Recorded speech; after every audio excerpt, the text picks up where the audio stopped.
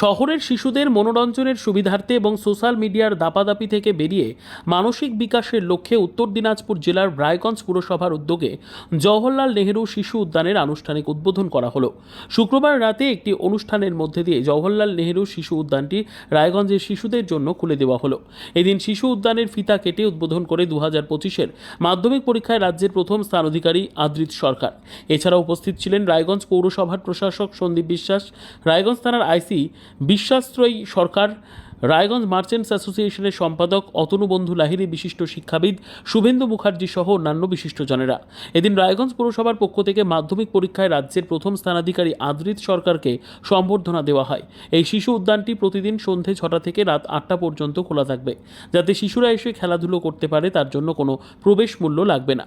রায়গঞ্জ পুরসভার প্রশাসক সন্দীপ বিশ্বাস বলেন, রায়গঞ্জ পুরসভার 23 নম্বর ওয়ার্ডের বীরনগর এলাকায় পুরসভার নিজস্ব 5.5 কাঠা জমিতে আনুমানিক 25 লক্ষ টাকা ব্যয়ে শিশু উদ্যানের কাজ সম্পন্ন হয়েছে।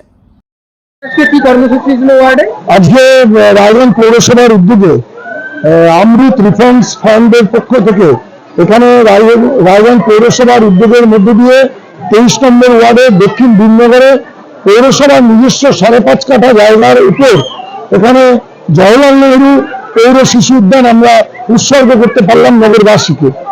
এটা আনন্দের এবং গর্বের।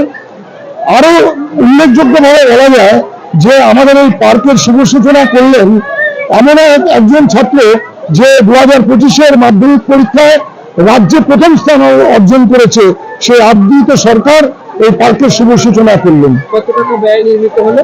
25 লক্ষ টাকারও বেশি, বিদ্যুৎ দিয়ে, খেলনা দিয়ে, পরিকাঠামো উন্নয়ন দিয়ে 25 লক্ষ টাকারও বেশি টাকা ব্যয়ে এই পার্ক নির্মিত হয়েছে।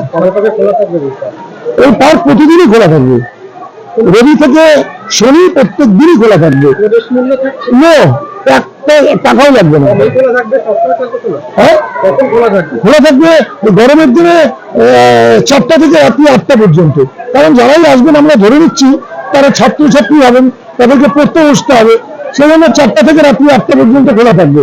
তারপরে অন ডিমান্ড সেটা বাড়তেও পারে, সেটা 3টায় হয়ে যেতে পারে। শীতের দিনে তো 3টায় খুলতেই হবে, শীতের দিনে 3টাতে খুলতেই হবে। কারণ আমাদের যে বড় পার্ক আছে এটা দুপুর 2টা থেকে খুলে যায়, কখনো কখনো আমরা 10টা থেকে জানুয়ারি মাসে খুলে দিই।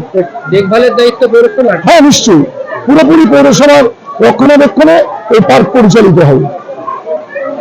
ব্যুরো রিপোর্ট, উত্তর বাংলা সংবাদ।